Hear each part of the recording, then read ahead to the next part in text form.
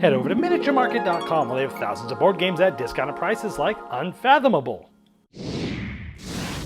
Hello my friends, it's the Game Boy Geek here. Today we go back to the year 1913. We're all on a ship going across the Atlantic to Boston, Massachusetts. However, there are monsters coming out from underneath the water and there was a murder in the ship, and we're trying to figure out who are just the humans and who are hybrids that have part of those monsters as part of their soul. Today we're taking a look at Unfathomable.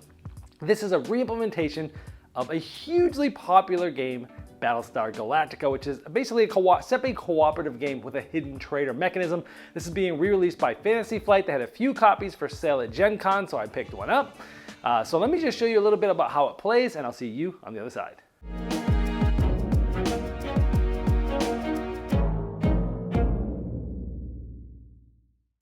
In Unfathomable, everybody will be one of 10 different characters. Each of these characters are going to have different actions. They're also going to have different skills, like in lore, observation, and will. And on the opposite side, each of these characters have a nice backstory that you can read and get into the theme of the game. And here's a look at some of the other characters in the game. And the last of them. And each of these characters comes with a cardboard standee that you'll be using to be in different places on the board in the ship. And speaking of components, the game has some amazing miniatures. These huge ones for the monarchs, which essentially are the mother and father. And even for the baby ones, which are known as the deep ones. These are going to be attacking the ship and the characters throughout the game. Now at the beginning of the game, not only are you getting some cards that have to do with your skills and possibly an item and things like that, special abilities, you're also going to get a loyalty card. This is the most important part of the game because most of you will be human. And you're basically on the good side and you're trying to collectively get this ship from the ocean all the way to Boston, and the setting is in 1913. But some of you might be a hybrid, and you're basically on the bad team, and you're going to be trying to make sure that that doesn't happen. And these are always secret. No one else will be able to see them but you. And also halfway through the game, your role might change because you will get more roles dealt out then as well. Now for those humans to win, over the course of the game, you're going to be advancing the ship, and when it gets to arrive, you're going to get to a waypoint, and the character who's closest to being captain is going to be able to draw two of these cards that are waypoint cards, and they'll decide to choose one and put the other on the bottom. Now these cards are going to say how far the ship's gone, but then something is going to happen as well, like this is a 3. Then it will get reset. Now once you have cards that total at least 12, and then you get to arrive, well, if that happens, then all the humans win the game and no one else does. However, the hybrids will win if one of 3 things happens. There's 4 gauges, one for fuel, food, sanity, and souls, which essentially is the amount of people. If any of these get to 0, the hybrids win. Another way for the hybrids to win is damage in the ship, because there's different spots. There's interior, which are here, then there's the deck that's out here. And if ever there is 6 rooms that are damaged, then the hybrids win. And the last way the hybrids can win is by having these deep ones, miniatures, come out on the board. There's only a certain amount in the game, and if they're all out and you need to put more out there, then the bad guys win as well. There's also another role I haven't talked about. This is new for this version of the game. It's for 4 or 6 players only. One player will be the cultist, and the cultist will win if, as with the ship, you had gotten 12 or more of those waypoints that I talked about in the cards, and before they get to arrive. So it's almost like if they've gotten to the end of the game. So he's kind of trying to help the good guys for most of the game, but then at the last minute trying to make them fail. Now the game is played over multiple turns, with each player taking a turn and then going clockwise. And the turns go through different phases. First you'll receive skills, and you'll look at the skills on your player mat, and you'll get some skills from those specific skill decks that are in the game. And those skills are influence, lore, observation, strength, and will. And so you're going to be getting cards from those specific decks. Then you'll be taking 2 actions. This cool little wheel allows you to know how many actions you've got. You got 2 left, and then you'll have 1 left, and then you'll be done. You pass it. It's a good way to track your actions. One of those actions is you can move to a spot in the ship for 1 action. So I can move all the way over here. Another action is to attack. So I could have moved for my first action and attacked for a second. You roll the 8-sided die, and if you get 4 or higher, then one of the deep ones is defeated and goes off the board. Now, that's obviously important because, again, if too many of these come out, you've lost the game as the good guys. Now, again, you're only getting 2 actions by default. Certain things will allow you to take more actions. And then you go to the next phase in the game, but I'm going to show you some of the other actions that you can do. These are passengers. You could rescue them and just remove them from the board, and you'll want to do that because there's different ways that these passengers are going to possibly be defeated, and if so, this would flip over, and in that case, we would have lucked out. But most of them are going to make you go down on different of the gauges, like soul and sanity, for example. So in that case, both of these would have went down. Again, if any one of those get to 0, the good guys lose. Sometimes you'll be triggering actions from your player aid, or from items, or even from some of the skill cards that you have. You can also take an action to trade, and let's say we're here with these people. Any one of us can trade with anyone else for an action that's in that spot, different items and things. Another action you could take is using the ability of the spot you're in. Like if we're in the cargo hold, well, this one actually allows you to draw items, like we just talked about trading some of those. And each of the spots do different things. After you've done your 2 actions, you're then going to go to the Mythos phase, where the top card for the Mythos decks will come up, and sometimes it'll just have some flavor text, and then sometimes it will just have a choice, and you have a choice to do, and different choices will have different results, or maybe there'll be like a skill, where in this case, we need to come up with at least 10 of skills of lore and observation there, and if we pass, certain things happen. If we fail, certain things happen.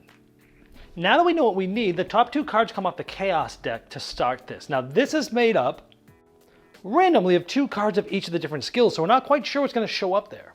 And then starting with the player to the left of the active player, they can put in as many cards as they want face down. We're trying to use lore and observation because those will go towards the 10 total, but anything else is going to go against it. So the bad guys can be sneaking in cards, and since there's cards that we don't know what's there, they might, they can kind of try to hide, if you will. Because at the end, we're going to look at all of the lore and observation, add them up, and subtract anything else. Like in this case, we have a total of 8, which is less than 10, so something bad would happen. Then, after that, you're going to activate a monster, and it's either going to be the mother, which will then damage the interior spot that's closest to them, or maybe it's the father, and that one is going to summon new little ones, the deep ones out. If there's enough of those, they'll come out and start attacking, or it might even just be the little ones, and they're going to start attacking as well. And then we're going to look at the track. It might move us up the travel track that we've already talked about, but it might move you up the spell track. Now, if this ever gets to the end, the spell of banishment is cast, and the mother or the father that are in the ocean go back outside to the deep. Any of the deep ones that are either on the deck or in the water get removed. Any of the characters that are on the deck get defeated and moved to the sick bay, and any passengers that are there will get defeated, and you'll lose certain things on those dials as well. Then each player is going to make sure they don't have more than 10 skill cards. It'll be the next player's turn. In a nutshell, that's how the game works.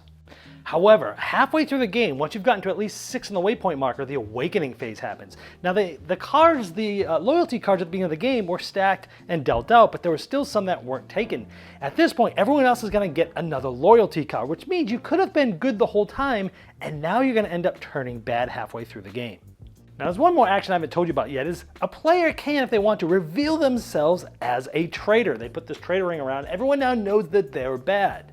And if the waypoint isn't at 12 yet, they get to take one of their other loyalty cards and give it to someone else secretly, and they might create somebody else to be bad. And that's if maybe they already have 2 hybrid cards, one from the beginning and one from the awakening.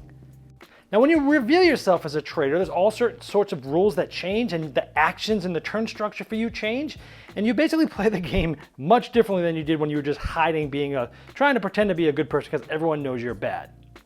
And one of the many ways you can mess things over as a revealed traitor is you can use these treachery type cards to do all sorts of bad things. But in a nutshell, that's pretty much how Unfathomable works. All right, well that was Unfathomable. Today I am joined by my friend Greg Dixon, thanks again for having me. Yeah, so we just got done playing a 5-player game of this. Yes. There's a lot to talk about, and I think a good place to start, because I'm sure plenty of people, like myself, have never played Battlestar Galactica before. So I think let's first talk about the game on its own, okay, as if Battlestar Galactica didn't exist. Okay. And towards the end, we'll start talking about who is this game for? Okay. And who it's not for. Okay. What did you think of the overall production of this game? I think it impresses, right? I think the minis are great. The big board is great. The little dials are cool. kind of small cards. That's like the Fantasy Flight thing. They like those little cards, so some people might not like that. But as a whole, yeah, it's a great production. A lot of bang for your buck. I can't imagine anyone's going to be like disappointed by it. Yeah, I agree with you on the little cards because some of the cards are the normal standard size, like the I forget what it's called, the Mythos Like the deck. event, yeah. But the small ones that you have in your hand, they are kind of small, but They've done that with a lot of games. it didn't I don't know, it didn't. I would have loved them to be bigger. Yeah. But it's a small nitpick. It was an $85 game, and I imagine if they made those cards bigger, it probably would have been a $100 game. Who knows? And you're used to the standees. I think if you've played Fantasy Flight games, you're like, okay, this is what I expect. Yeah. From like a big Fantasy Flight box. I actually prefer cardboard standees than miniatures, at least for people. I feel like I can actually see. Yeah, that makes sense. I can actually see them easier, Yeah. especially if they're not big miniatures. Sometimes, like, I can't tell who you are unless you have a colored base. I just think some people would want all minis or all standees kind of a thing. And so they might be a little thrown by that. But it's just Fantasy Flight. That's kind of what their productions look like, you know? Yeah. So from a hidden traitor game perspective. Ah, interesting. Okay. How do you feel? You want me to think of this as like, as if BSG doesn't exist? Yeah, like, because it's so hard to remove the two. It is. I mean, the two are so like synonymous in so many ways. That is true. I think most people, when they think of hidden role or social deduction games, they imagine a faster, shorter experience. You know, the longest ones are maybe, besides these two that we're kind of discussing, are maybe like Hail Hydra and Mayday Mayday, and we're talking like an hour maybe. Yeah. You know, so most people are expecting a shorter experience, so that's definitely, I think, it stands apart. It's different than most in that this is a multiple hour experience. This is a big epic game. Yeah. Now, it says 2 to 4 hours on the box. Right, which I can't imagine you're ever going to play it in two. No. Even with, you know, smaller player count and everyone knows how to play, it's probably always going to be at least 2.5 hours, I would think. It just took us about 4 hours and 15 minutes. Yeah. And we probably could have shaved 15 minutes of that off. And we had some noobs like you who never played BSG before. Yeah. I love that you were the one teaching us this game, by the way, even though you'd never played Battlestar Galactica. That's what I do. I teach games I don't know. But yeah, it's true, and you're good at that, actually. So I don't know. I don't know how to answer that question as to sort of how it fits. It's definitely one of the biggest, most epic hidden role games there is. So if that's what you're looking for, this is a great, this delivers. Is there even one bigger than this? You know what I mean? That's like... I mean, like Dead of Winter kind of has like secret objectives, kind of like a hidden role kind of I guess aspect. that's probably the one that's closest. But that's not bigger or more epic either. No. There's Who Goes There, but that's not a 4-hour, 3 or 4 hour experience either. I mean, there's nothing I can think of, at least. I'm sure there's someone watching this going, there's this one game that came out 12 years ago you're not thinking of or something. I like the aspect that you get these loyalty cards and you know what you are. Yeah. But then... It can shift. Halfway through the game, more of those loyalty cards get dealt out. Yeah. And so there could have been no bad guys. Right, at the beginning. At the beginning, and then 2 come out halfway through. Yeah. Or 2 could have been there from the beginning. Or 1 at the beginning and then 1 later. Yeah. Or one player could have been the bad guy at the beginning and then also got the other bad guy, the hybrid halfway through. Yeah. And then if they were to reveal, Right. they can, if you're like less than 12 on the track, you get to give your other card to someone else, and that might just be a human card. But if you got dealt both bad cards, you get to decide who the other bad person is, which is really cool. Okay, I was going to ask you, is that a good thing in your eyes or not? Like, if you were a good player for 3 hours, and then someone's like, by the way, you just switched sides, would that be something you'd think would be cool? Would you like enjoy that, or would you? I think if you know it going in, that's possible. I think if you're not surprised, and everyone knows it going in. Yeah, I think if you're not surprised by it, it's cool. Yeah. I think it's cool because even if someone gives a card to someone, most likely it's just a human card. Right. But there is that slight possibility that they could have just made someone bad. Yeah. And I think, the person they just gave that card to, have they been acting differently since they gave them that card? Yeah. And I think that's a cool aspect. I do too, and I think everything that is good about this game, it's borrowed from Battlestar Galactica. Yeah. And that's why that game, I think, has been so beloved for so long. I mean, it's like a 13-year-old game now. Yeah. But people still love it. You still see it played at conventions and stuff. And like we've talked about, I think on camera, but definitely off, a lot of older games just sort of get forgotten very quickly. And you go to a convention or whatever and you don't see them out. But that one you do see people playing. And so I'm really excited and interested to see sort of the gaming public's reaction to this. This game had way more options than I thought it was going to have. Like, at the beginning of the game, it's almost overwhelming. you've got basic actions like moving, rescuing passengers, combat, attacking, repairing the boat. Yeah. But then you're like, okay, using your special action, using the action on your card. Then you have your special action. Then you have your little feat action. Yeah. Then you have items that you can use. Yeah. Then many of the places on the ships have actions. And I like that the board was kept clean, where they just give you like a very basic idea of what that action does. But then on the player aids, has a very detailed, okay, you do this, you roll this, you add this, and if it's this, then this happens. And on top of that, you have a handful of cards that all have actions. This game, the weight of this was like 2.5 from Board Game Geek, but it only had 15 ratings. Yeah, this is heavier than that. I was taken back at first of how many options there are. Yeah. But by the end of the game, I was like, oh, okay, I kind of get the feel of like what the places do and this. But I like that there's so many different things you can do. You don't think that's overwhelming or anything? I agree with you. For a game that's 3 to 4 hours long, it should have that much. Well, if you only have like 2 or 3 things to do and you're doing those things, like I hate a game that just feels like, oh, I found something to do and I do it every turn for 2, 3, 4 hours straight. Those are the ones that are the worst. So I do like that this one, there's plenty to consider. Yeah. But yet it's not overwhelming. I think it's right on the line there. Yeah, it's not like super heavy. No, it's not overwhelming at all. We're trying not to make the gauges go down. We're trying not to be overrun by the monsters. We're trying not to have the ship damage too much. And that's it. And everything you do is potentially suspicious. Because, well, we need to do this objective, but we're going to lose X resource as a result. And so there could always be that debate as to, well, but why? Why are we using that resource? Yeah. Is that wise? Is that a good, cost-benefit analysis here? And so it's smart in that regard because it makes everyone potentially suspicious at many different times throughout the point of the game. Yeah, I like that you can play the bad guy role as very subtly in this game. You're almost like rewarded to play it subtly. The game's hard enough. That's the thing. That like you don't typically have to shove things in the wrong way. No. You just do a little thing here or there, and it's usually enough to like tip it. There's like a spectrum of social deduction games or hidden role games of like how active and proactive the like betrayer has to be, and you think of almost first one that comes to mind is like Insider is on the opposite side of that spectrum because the clock is going and you got to make sure they get to the right answer and you've got a very short amount of time to do it, and so you got to be really proactive and help the group and guide them. Whereas this one, you're right, you can really just sit back and do some little subtle sabotages here and there and stay hidden for a long time. But still, unless you're the bad guy, then I always know you're bad. And then I out you out at the beginning of the game. You just assume, but the thing is, you jump to that conclusion so quickly in every game I've seen that everyone just disregards it as like, well, that's just Dan assuming Greg's bad. I've seen you play so many of these games. I can tell when you're bad, and I've never even played this before. But by some of the things you said and some of the things that happened, I'm like, he is bad and he's doing a good job. But I know that's funny. That's funny. But the other thing is, you have the other side of the coin, right? You have the side of the coin that is like, they can do things really subtly, and that's kind of fun. Yeah. But then there's a hello, coming out party. I'm bad. You can be pretty brazen if you want. And you can reveal yourself, and then your entire game changes. Yeah. What you can do changes. What you can't do changes. It's almost like a different game when that happens, which I also think is kind of cool. If you're looking for this bigger epic with a lot of the rules. Okay, so there's a 26, 28-page rule book, and then there's almost the same size reference book.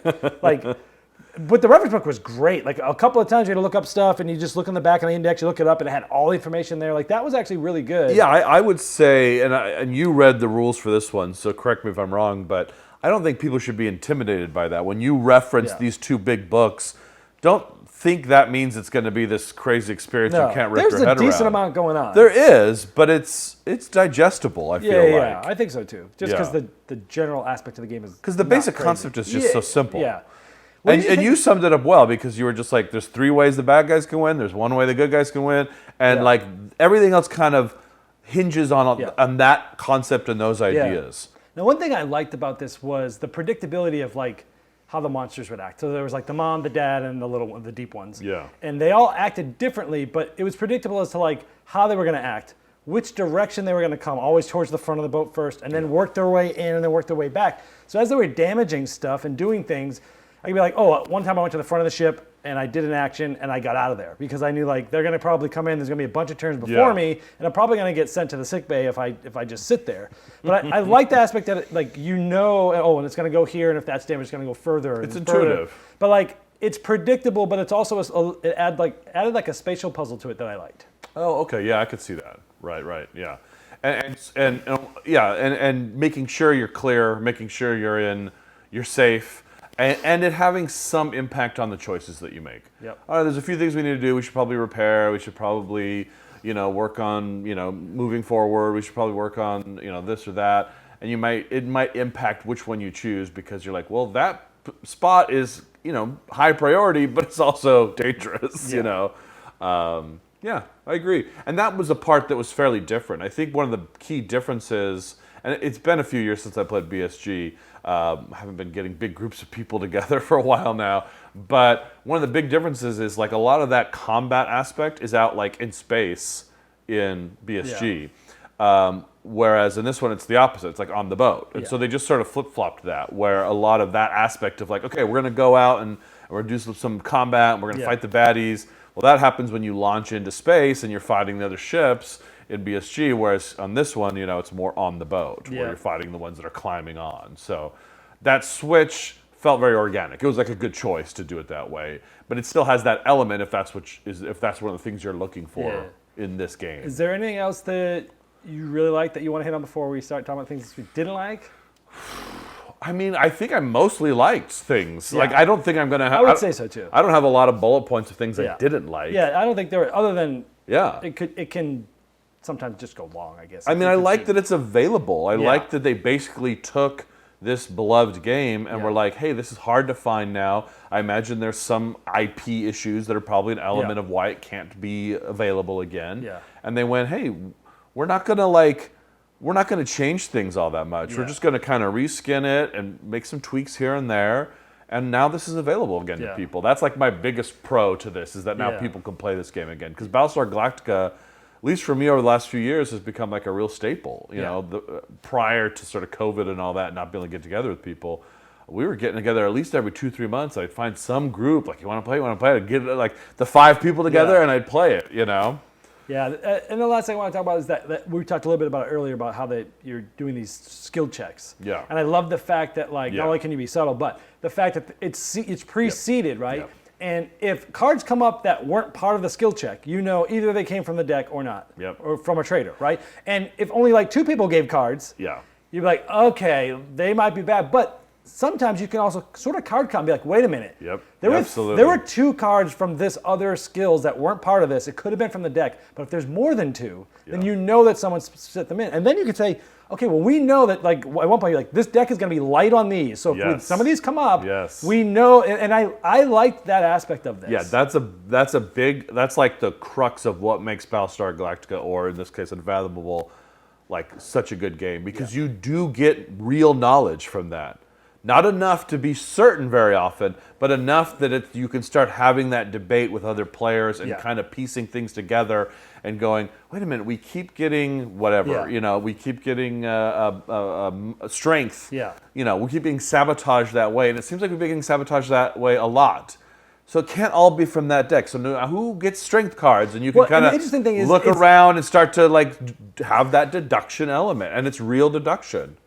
But the characters, you only get cards mostly of certain types. But there are a couple of cards that allow you to pull out, which is also genius. It's but I do like that, like, by default, some characters have certain cards. Yep. And it purposely is like, some people are just going to be like, I don't even have these cards. Yeah. Right? So now it's already narrowed down the focus. Yeah. And then if someone plays a card and you're like, wait a minute, you're the only one that has one of those cards. Right. It must have been. No, it came from the deck, right? So you have to be smart. You have to really time your sabotage. As a bad guy, which is what I was when we played this, you have to really time that sabotage well.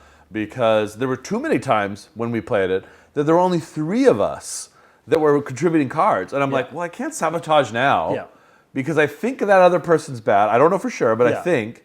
So they're going to start pointing fingers at one of us, and that's bad. It's and so you have to really be cautious and careful and find the right time to sabotage and the right time to contribute, and et cetera, et cetera. So, that's always been like that. There's so much ancillary aspects that are cool, but that core idea has always been what makes Battlestar Galactica such a cool social deduction game. Well, And by extension, Unfathomable. as much as I did like it and didn't really have a whole lot of negative, the negative things are I probably won't play it again. Wow, okay.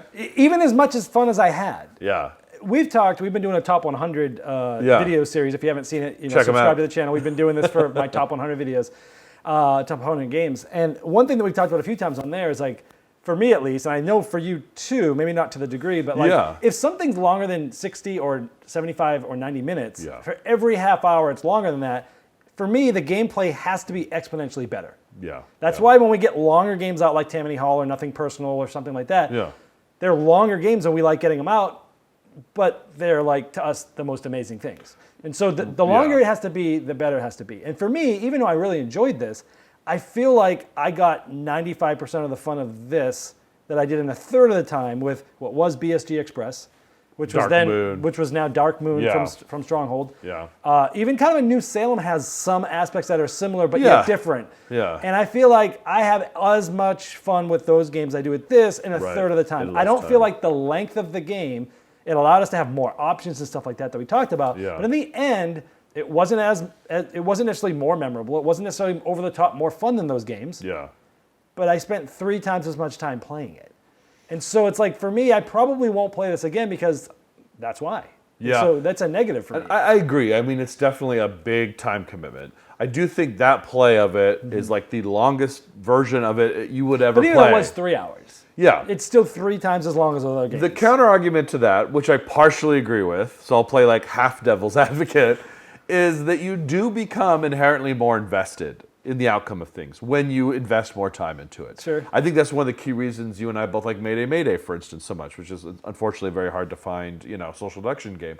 But it just takes enough longer than some of the really short ones, like New Salem and One Night Ultimate Werewolf and Insider and some of those other ones that we like. And so you're just a little bit more invested in it as a result. And when something takes 3 hours, and when someone could have shifted roles partway through that, I think it does inherently get you that much more invested, that much more on edge. I know one of the players had talked about like how tense it felt at times when you're like, the boat is getting slammed, it's falling apart, and we're getting invaded left and right, and we're losing population, and we're losing all these, and it was like, and I think that it really ratchets up the enjoyment as a result. That said, this play of it was too long. Yeah. And if I were to play it again and it's always 4 hours, I might agree with you. But I think if it's as long as it's in that 2.5 to 3.5 hour range, which is what I expect for BSG, it's not an every weekend thing. Yeah. But as like a once every other month or whatever kind of a treat, it's just one of the best social deduction games there is, in my opinion. Yeah. But I agree. A game has to be better if it's going to be longer. If it's expecting that much time from you,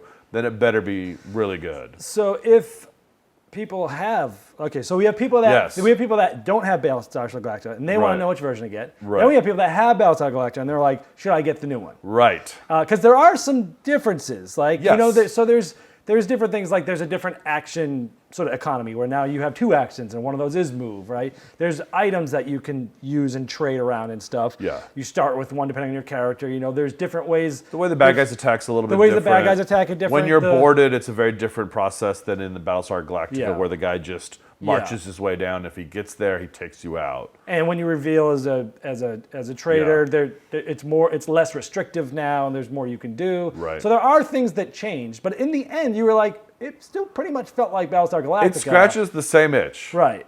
In my opinion, right. I think it's going to come down to availability and theme. Yeah. So if you're a big Battlestar Galactica fan, obviously try to track down that version, which is going to be ridiculously expensive. Yes. But if you not that this version's cheap, it was $85 retail. But if someone has to pay $300 for a BSG copy, right.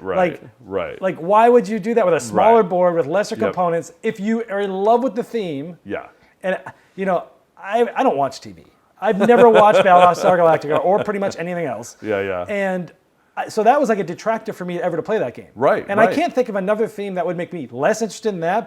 But Unfathomable is, but I still liked it because the production was so good. Like it didn't pull me out. Well, and it also didn't feel as much of a Cthulhu game to me as it just felt like a monster, like an onslaught of monster kind of game. Think of like Run, Fight, or Die or some game that, where it's just hordes of things coming at you. it didn't really matter that much that it was Cthulhu. Yeah, I mean, some of the flavor text and stuff, worked towards that, and you were reading tomes and that kind of stuff. Yeah. And so it's there if that's what you want. But I don't think it's so heavy-handed that it's going to detract people from it. But you love the original IP. I do, but I do think that as we get farther and farther away from the show being like, the show gets older and older and older, there's less and less people who are going to be attracted to that But theme. for you, would you go out and get this No. new version, having the old version? No. You didn't think you didn't think the gameplay, and how tied are you to the theme of the older one? You like it? I Do you like love the it? theme a lot because I watched every episode of the Okay, show. so- Granted, everyone who loves the show accepts that there's better seasons and better If episodes you didn't than care others. about that theme at all, would you sell that and get the new version? If I didn't care about that, that's a weird. No, I don't think I'd sell it and get the new version. But I think if I could have access to either, and especially if BSG was more expensive, then yeah, I would just go for the cheaper one. So if you don't have the original game, Yeah. and you wanted to have that experience that everyone's been talking about, Yeah. this is This a great does one. it. Oh, I think it scratches the itch, absolutely. In fact, I almost was, and like I said, it's been a few years since I played BSG, but I almost felt like it was too similar. There were times I was like, oh, I kind of hoped it would be like different so that I would want both, you know what I mean? Yeah. But for me, Well, there was that cultist role that we didn't play with because it's with 4 or 6 players. Yeah, and that's supposed and to that be- cultist role, like Yeah, explain essentially that. in the cultist role, you're trying to basically work with the good guys all the way till right towards the end. Right. And then in the last sort of like Like a final- wild sabotage. Yeah, like in the last sort of like voyage, you're Yeah. trying to make them lose, which Yeah. sounds really interesting. It would be fun to try it at 4 or 6 players. Yeah. Because that's one of the things that is a downside to BSG. Not that you can't play it at different player counts, but I think it's very accepted that 5 players is the best. And I thought we player said this at the count. beginning, but in case we didn't, the game just came out at Gen Con. We played one 5-player game last night. Yeah. This is sort of like a first impression style and a comparison. Yeah. Yeah, I would happily play this more, absolutely. I think we can discuss this a bunch, but ultimately, because Battlestar Galactica is so unavailable, it's like, if you have liked that game, but don't have it, then get Unfathomable. Right. Right? If you have always wanted Unless to try you're, like, it, totally in love with that other right, theme. and you have big bucks to spend, right? Yeah. But if you've always wanted to try it, this is great. This will scratch that itch for you. Don't feel like you're missing out. It's different, but don't feel like you're missing out. So yeah, I think that pretty much sums it up, because people are going to be in the camp of, and if you do have Battlestar Galactica and you like Battlestar Galactica, don't feel obligated necessarily to get this one either. Although I think it's just different enough that it would be kind of fun to try, to try both and play both. Yeah. But if you've got one or the other, you're pretty much set, I guess is Yeah. what it boils down to. Yeah, and I think, if, like what Alex last night was like, he's like, I just want both because I'm a collector. And some people are going to be like that. Yeah. Right? Yeah. So I don't know. I'd rather play Dark Moon or even Menace Among Us from Yeah. Smirk and Dagger. Yeah. That was clearly inspired by this game. Yep. But I think that does it in 60 minutes and still Hail feels- Hydra too, by the way. Yeah. Because you're contributing cards Yeah. the same way they get mixed up. You Yep. can have a reveal thing. But even Hail Hydra could take an hour plus. So it's not like you're Yeah. going to play it 10 times for the Right. same amount of time you Yeah, play yeah, this. But if you're looking for that big epic thing that takes a long time Yeah. and is still very good. I do wonder if this game is longer than Battlestar Galactica. Like if that wasn't as much of a fluke, or as if it's We had always 2 going to take... people. I hadn't played Yeah. before, neither had Warren, and some of the stuff was new with the monsters and With stuff. the so- monster movement and stuff, that feels like almost a little bit more involved. And there's the treachery deck, which is not part of base game Battlestar Right, Galactica. that's nothing that was So there's added. a few elements that actually flesh it out a little bit. Yeah. So I wonder if it's actually sort of the longest I version think of it was this long sort of because game. I was the only person going in there and stoking the coals and making the ship move, and I ended up getting pinned to the wall for it, and I was good. I was a bad guy, and I knew the game was hard enough as it was, so I didn't have to be overt. I was just letting Yeah. the game slowly kick everyone's butt. I think it was longer because nobody else was helping me with moving the ship. But with experienced players, you play the two. One night you play one night you play the other. All things being equal, all variables being equal, I wonder if 9 times out of 10, Unfathomable would be just a little bit longer because of those few extra elements or not. Yeah, no. It's splitting hairs. I think they're both long, big, full, epic experiences, obviously. But. Yeah. Well, there you have it. There you go. There's whether you should get it or not, whether you should try it or not. So that was Unfathomable from Fantasy Flight Games.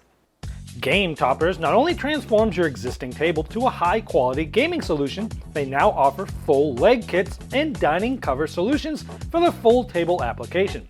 Paired with their amazing thematic premium stitch edge mats from noted board game artists like Vincent Dutray, collapsible cup holders, and really cool accessories, it's a complete system that upgrades every game you play. Go to GameToppersLLC.com or click the link below. Hello my friends, it's the Game